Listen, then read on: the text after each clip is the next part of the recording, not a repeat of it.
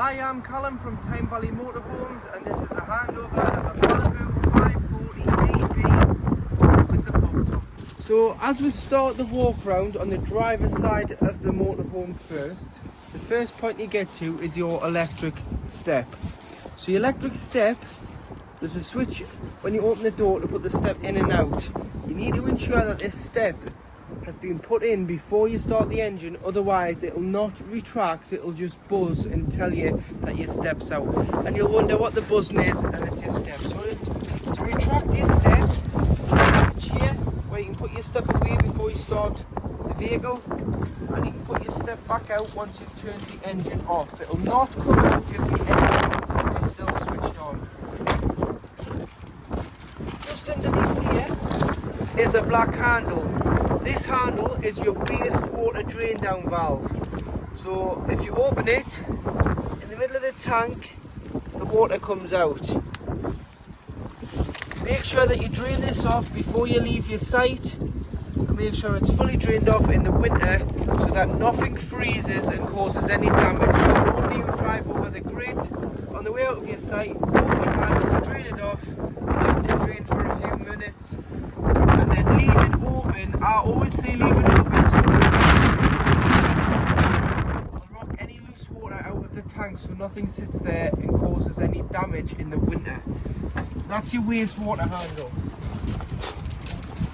At the back here, this is how you fill with fresh water. So you need a hose pipe and some hose pipe connections. Using the Carthago key, you can unlock this, put your hose in there, fill it until it overflows or until you're happy there's enough water on board. You can see on the control panel how much water is on board at any time. On the back of the vehicle, this customer's had fitted a DG200 Fiamma bike rack. So to operate the bike rack, you pull it down, loosen the strap off like this in the right clip, put the bike wheels on here, through the spokes and tie the wheels down to the rail. These hold the crossbar of the bike beside the handlebar at the top. One's for one bike, one's for the other. Then what we do recommend is you put some sort of bike lock around the bikes and the bike frame, so that if you leave the van unattended, your bikes are nice and secure. Along the bottom of the bumper, you've got 4 parking distance sensors, so you do have reversing sensors on the back of the vehicle. This is your LPG locker, so press both buttons and you'll be able to. Sometimes you do have to just give a slight tap on the door because it's on a rubber seal with it being gas. It takes 2 propane 4.5 kilogram bottles. Unfortunately, we only have 6s here which don't fit in, so you need 4.5s. But I'll tell you how to connect your bottle. So this pipe here is known as the pigtail. So that connects to the cylinder of the bottle. It's not right to tighten and left to loosen with gas. It's left to tighten and right to loosen. So it's the opposite way with gas. Once you've connected it to the cylinder, you will need an adjustable spanner or a gas spanner just to do a final nip of this bit here to seal it to the bottle. Turn the cylinder on from the top, press the black button in here, which allows the gas through the crash valve and into the vehicle. So if you're struggling to get gas, it's probably because you haven't pressed the black button. Make sure that you turn your bottle off before you start travelling so it's safe for you and other road users, and make sure you strap it in with the straps provided round the centre of the bottle. But that's your gas. You'll also notice that you've got some storage underneath here. You've got a bit of storage there. Make sure your on and winding handle lives up there, which we can show you the awning on day of collection because it's very windy here at the moment. Always make sure you shut this door first, then this door, but make sure you're extra careful and you don't knock yourself out with the bike rack, because we've done that many times and it hurts.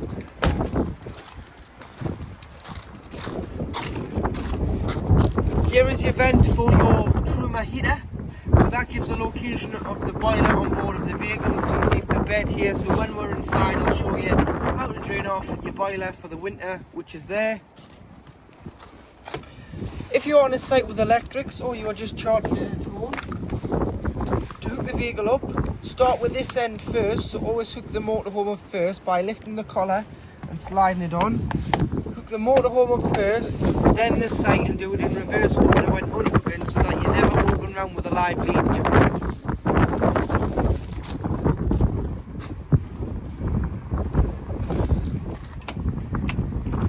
This is your cassette.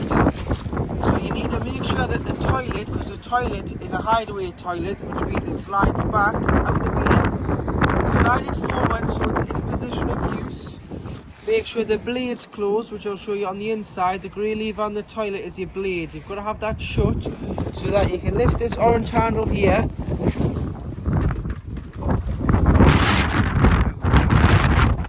can either carry the cassette with a handle or lift. You've got wheels on the bottom and you can drag it to your waste disposal point, which is normally beside your toilet block. Then to empty it, it's a case of removing the grey cap, pressing the orange button here to release the gases and allow it to flow nicely when pouring the content of the cassette out, like so. Once you've poured it out, there's normally a tap, so pop some water in here, give it a shake, give it a rinse, clean it out, tip out again before going in with a cap full, which is 120ml. Chemical, which is either the green or the blue, or you can just pour it in directly from the bottle into here by eye, should you wish. And then that would just slide back in to there and clip into place. Beside the passenger door is the location of your diesel filler. So your diesel filler is a lockable cap with a fade key, and then underneath, because it's a new diesel styled engine, it's got AdBlue, which cleans your catalytic converter out of soot to give you cleaner emissions. And this is 19 litres of AdBlue. It'll indicate on the dash with a range countdown when it needs AdBlue. If you just top it up as soon as the light comes on, you can buy it in the drums, or you can buy it on the pump to top your AdBlue up.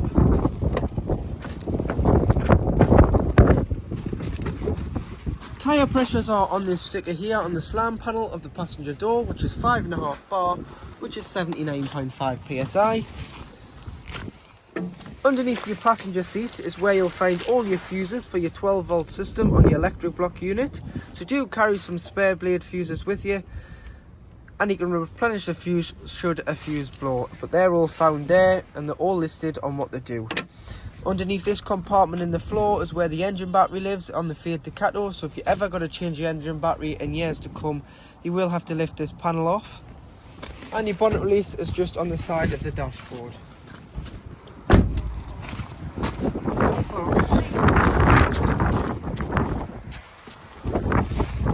So underneath the bonnet, you've got your various fluids. So you've got your screen wash, you've got your coolant, you've got your brake fluid. There's no power steering fluid as it's an electric power steering rack. That's your oil filler. No dipstick either. That's electric through the dashboard. Sticker for your paint code. Weight plate from when it was just a Fiat van. That's there. But should you ever need to jump start the vehicle, this is what you'd earth off here.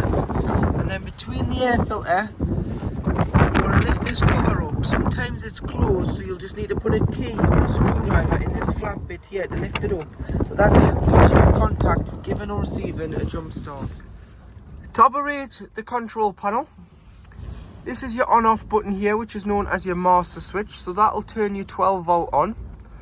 If you're hooked up, you'll get this light in the middle of the panel, which means you're receiving 240 volt. If you're not hooked up, obviously that won't be lit up. It will just be whatever is in your leisure battery. Music icon on the top turns on the radio and sends power to the radio in the front of the cab, so you can listen to your favourite stations when parked up, and it's not going to drain your engine battery. Then you would just have to turn the radio on manually from the radio itself. Going from the bottom to the top, you've got the van battery, which is the engine battery reading. You've got your wastewater reading, your fresh water reading. As you can see, we've got 50% of fresh water on board, and you do have your leisure battery reading. Take the hook out first to get a true reading of the leisure battery. You've got your Truma electric and gas heating and hot water here.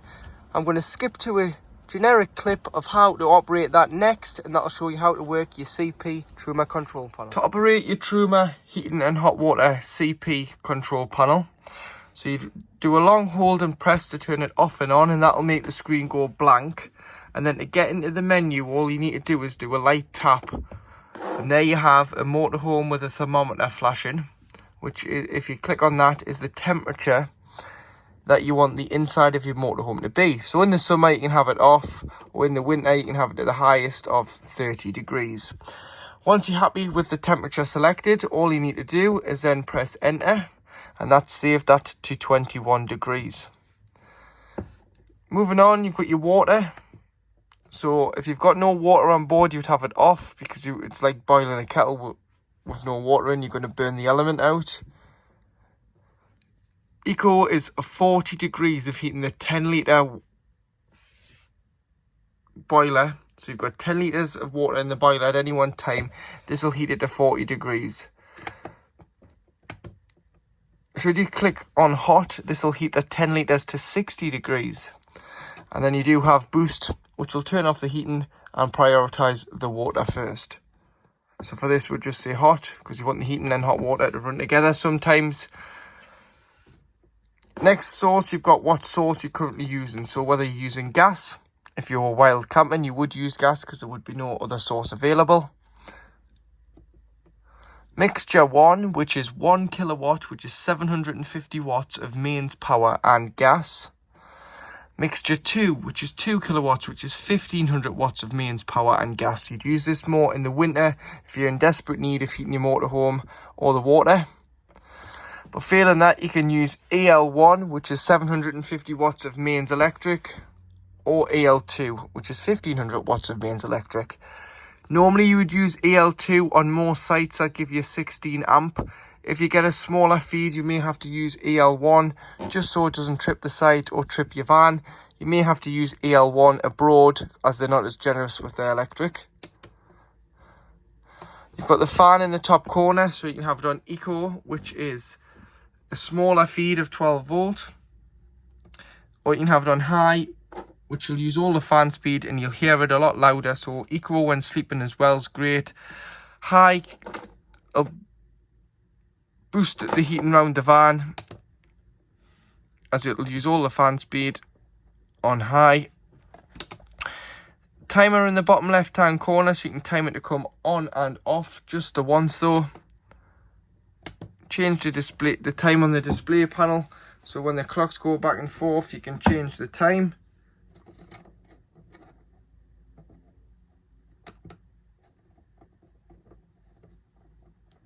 Like so. And then should you get a warning triangle in the middle, you can go to the settings and go all the way down to reset, press enter, it'll say preset, press again, and it will restart the control panel. So that it'll clear any fault codes, and you can then go in and set the temperature, the water, the energy source and the fan speed all again. In the kitchen area, you've got your kitchen tap, which is hot and cold, so make sure you've got enough water on board on your panel, then you'll be able to just open the tap, as there's a micro switch in the tap which turns the pump on, and that water is getting warm there. Your hot water system is working correctly. 2 gas burners with ignition here,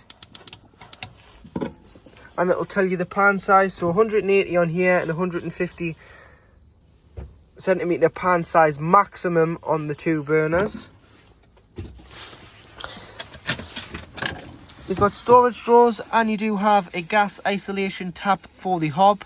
Any problems with gas, turn the bottle off to be safe, but if it was the hob at fault, all you need to do is turn the tap like so, and that's it off, and that's it back on. But these are mainly for when the vehicle is annually serviced. And always make sure that you push the catches in before travelling. As you can see there, you've got a large arrangement of drawers, and then you've got one at the bottom. To operate your fridge, which is a Thetford fridge, This fridge is 12 volts, so it'll run off your leisure battery. So it'll work when you're hooked up, because obviously the hookup is charging the leisure battery, and it'll work when you're not hooked up, as long as you've got enough charge in your leisure battery. And one leisure battery, which is fully charged, will last you 3 days maximum if you use it correctly. So that's not having all the lights on all the time. So if you're planning on going wild camping 3 days, and then you'll probably be wanting to go onto a site, hook the van up, have a shower, empty the toilet, but to operate the fridge, press and hold and you can turn it on and off. So that's it off, that's it on. This is a temperature, so you can go up and down, and then once it's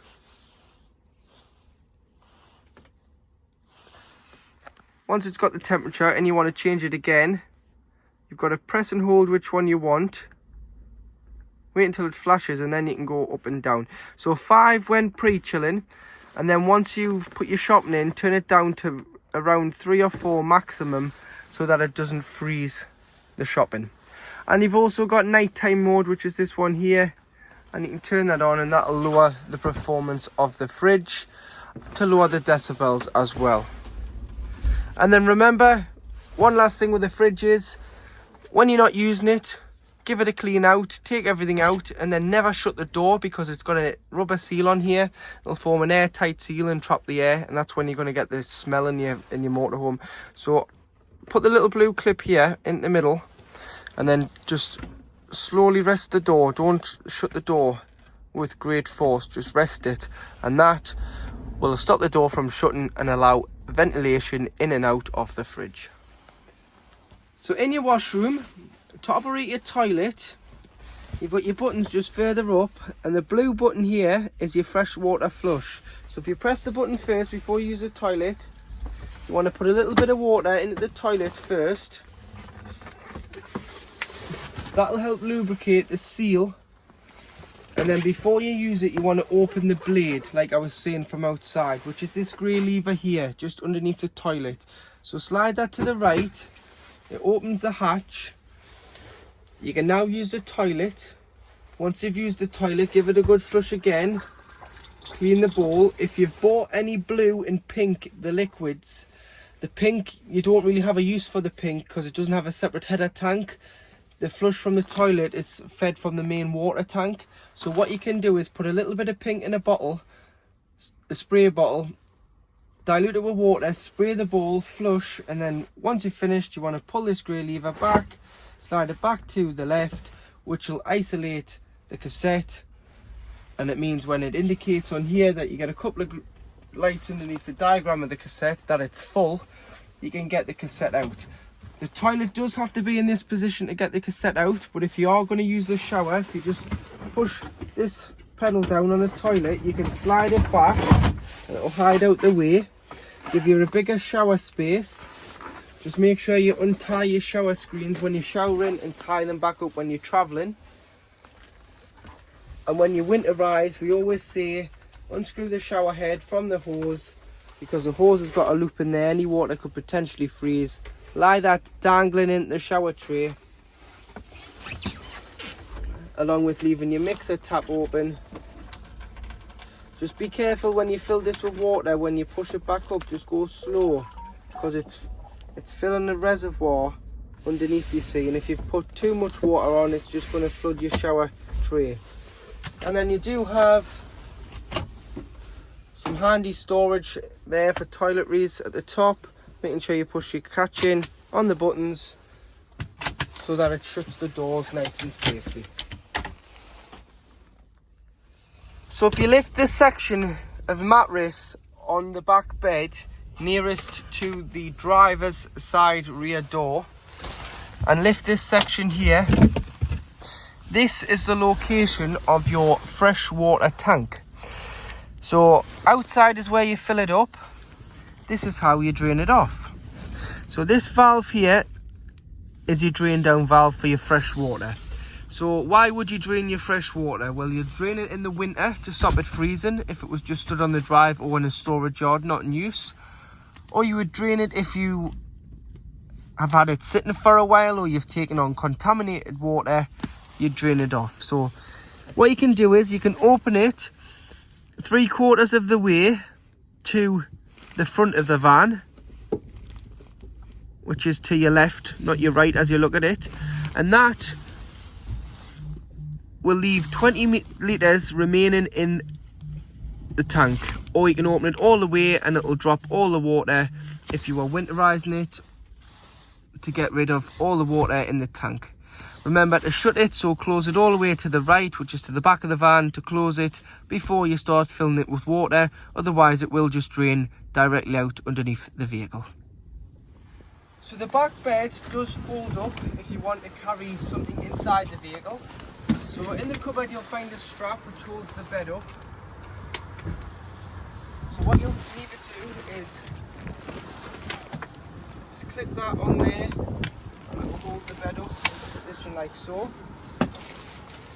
You can do exactly the same this side, but what you'll need to do is fold the mattress back, or even better, put the mattress this side.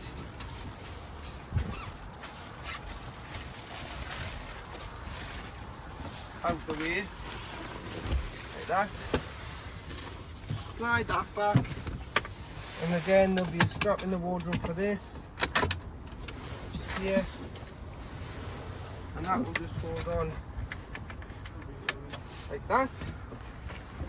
Take the bars out, just lift out, but make sure you do put them in front and back before you sleep in the bed, because it will level your weight across the back of the vehicle.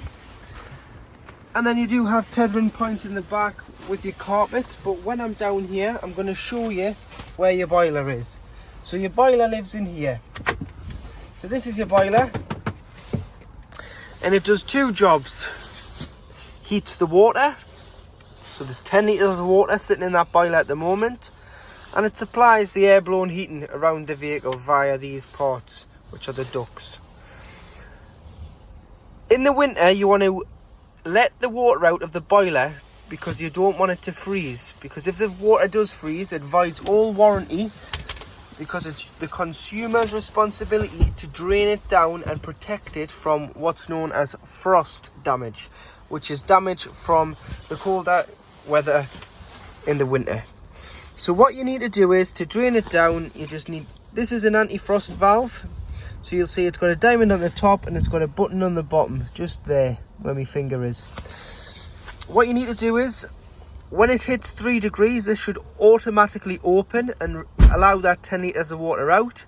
But never become fully reliant on this valve, because if it ever does become faulty, it's best to check, because it's going to save you than having to repair or replace the boiler, which can be very expensive. So to drain it off manually, all you need to do is turn the diamond. You'll see the buttons popped out, the nibs popped out, and that's draining off the 10 litres of water directly out underneath the van as we speak. To stop it, you turn the diamond back and press the button at the bottom, and that has stopped the water from draining. So when you come to reuse it, that's what you would do. Turn the diamond, press the button in. If the button didn't stay in because you're doing it when it's cold, what I would do is put the heating on first without the water. Get this area nice and warm for 10-15 minutes first, and then put the button in. Or if you're on a site and your missus has got a hairdryer, use the hairdryer on here and warm the area up. So open that, and then open this valve here by just lifting it up, and that'll drain your hot water lines so that no water can freeze in the hot water system as well, which will then become cold when it's not in use. But that's the cold water line for your hot system. So drain it down to avoid frost damage. So this is just showing your pop top. So it's quite a big space up in the pop top, with the lights on the roof as well, which is just there.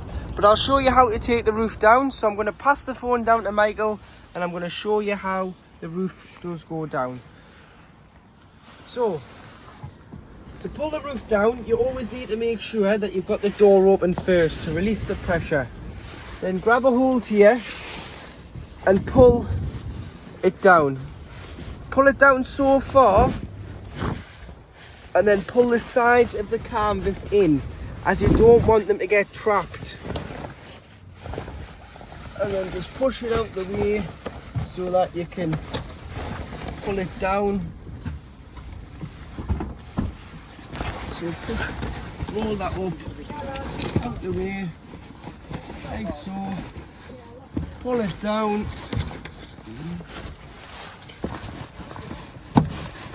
You want to make sure that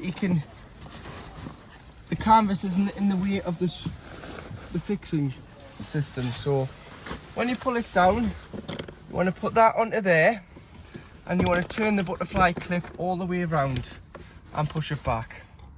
Once you've pushed it back, you want to just put the belt on, and you want to do the same the other side. So put the fixing clip on onto here, so that fixes onto that bar, and then you turn it and like lay it flat, and then you want to connect this system together. Tricky doing it one-handed.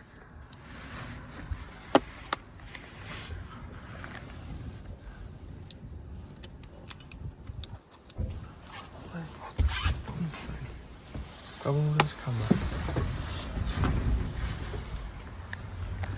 So that